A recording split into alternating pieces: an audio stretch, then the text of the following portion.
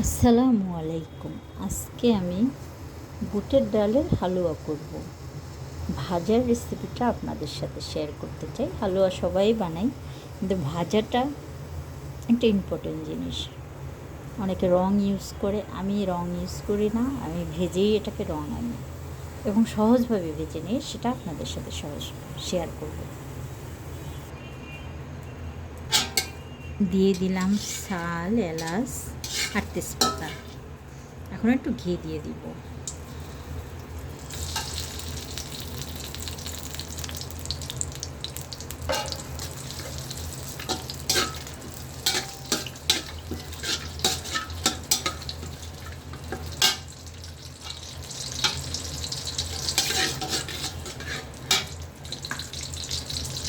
আমি এ জায়গায় 1 কেজি বুটের ডাল নিয়েছি, সিদ্ধ করে বেটে আবার ছেঁকে নিয়েছি। এটা ভাজবো এখন।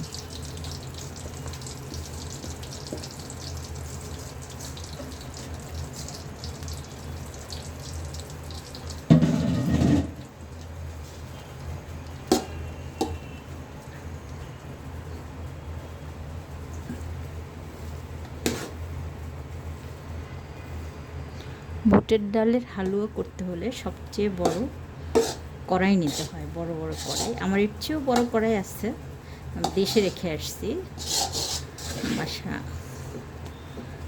দেখো, অনেক বড় কড়াই লাগে, যাতে ভেজে নেওয়া যায়। ভাজার সিস্টেমটা আসলে এভাবে করে ভেজে নিতে হয়, খুব ঘাটা লাগে না।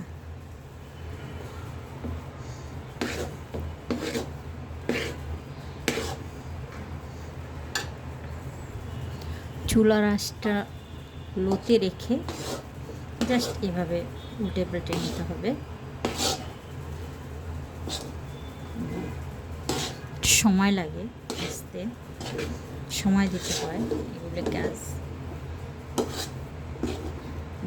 জোরে হয় না, অনেক সময় লাগে আসতে।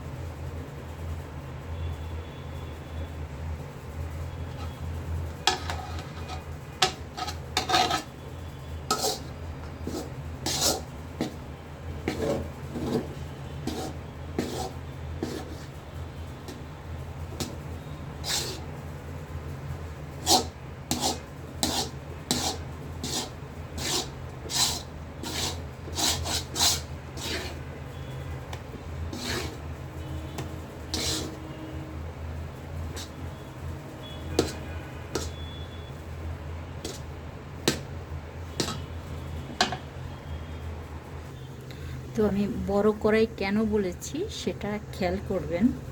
এটা বড় কড়াইতে দিয়ে এভাবে ভাজতে হয়। এভাবে যখন আমি আনবো তখন মাঝখানটা এভাবে শুকাবে।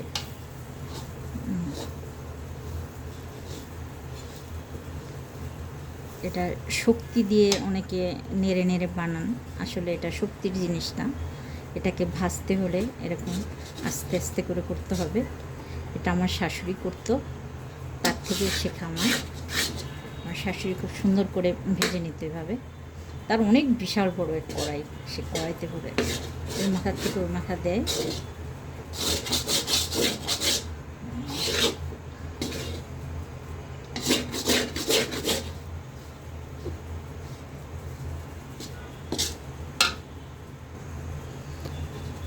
আমার ডালটা অলরেডি হালুয়াটা ঝরঝরি হয়ে আসছে। ভাজতে ভাজতে আরও ভাজা হবে, এটা ভাজতে ভাজতে লাল হয়ে যাবে, মেরুন কালার।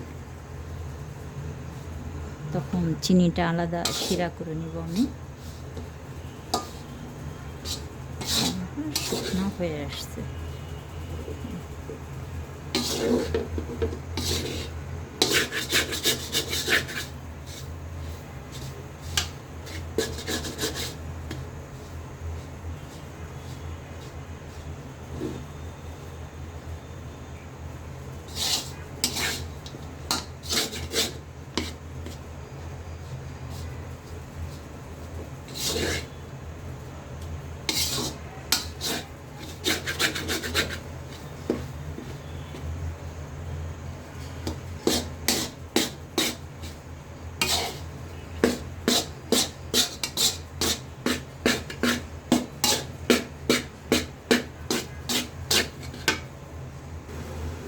আমার ভাজতে ভাজতে এমন হয়েছে, এটা এখন আরও কালার হয়ে যাবে,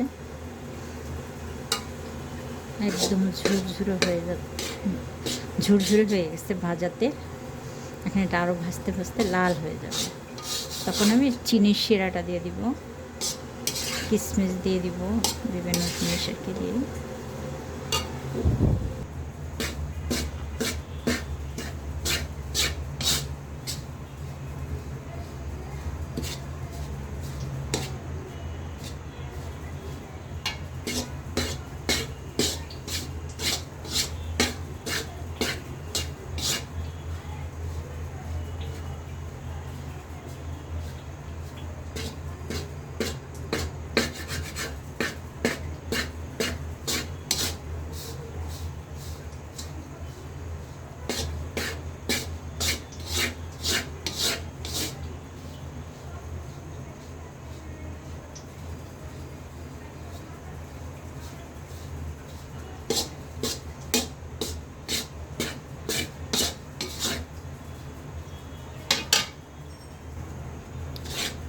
আমার এটা ভাজতে ভাজতে এখন পুরো লাল হয়ে আসছে, পুরো পাউডার হয়ে গেছে, একদম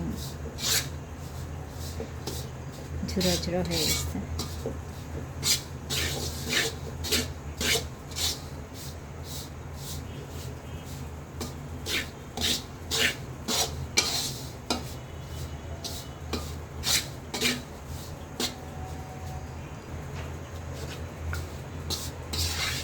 আমার ভাজা কমপ্লিট, লাল হয়ে গেছে, দেখতে পাচ্ছেন।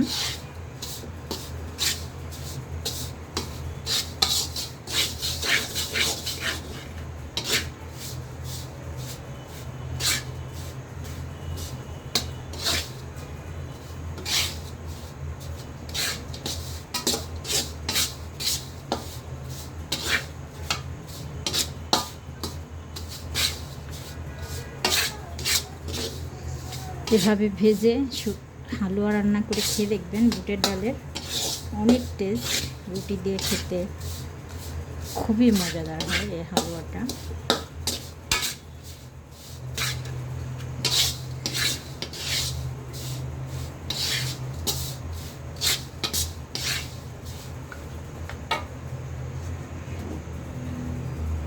আমি দিয়ে দিলাম চিনির শিরা করে রাখা, চিনিটা জাল দিয়ে রেখেছিলাম।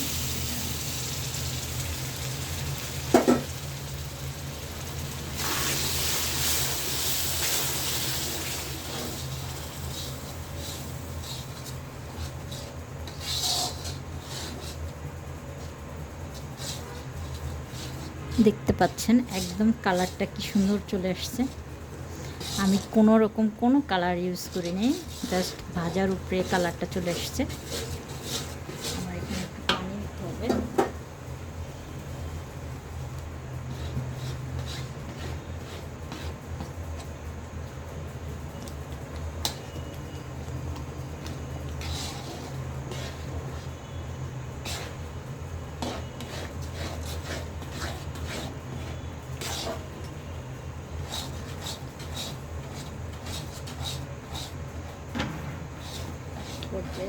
দিয়ে দিচ্ছি ঘি,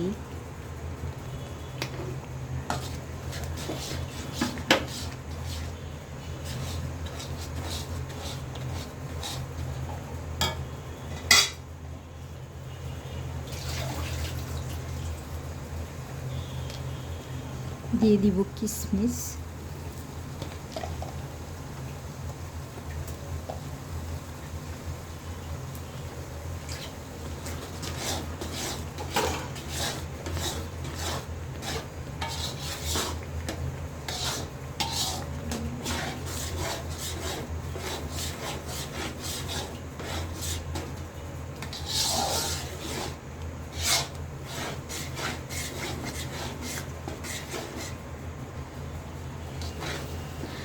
আমার হালুয়া হয়ে গেছে।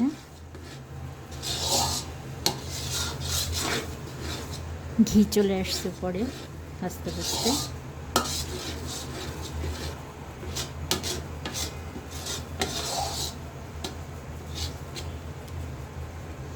কোনো রকম কোনো রং ইউজ হয় নাই, বুটটা যদি বানান কেউ, রাতের বেলা ভিজিয়ে রাখবেন বুট, তারপর একটু লবণ দিয়ে সিদ্ধ করে নিতে হবে। সিদ্ধ করে পাটায় বেটে তারপর ছেঁকে দিতে হবে চালনি দিয়ে।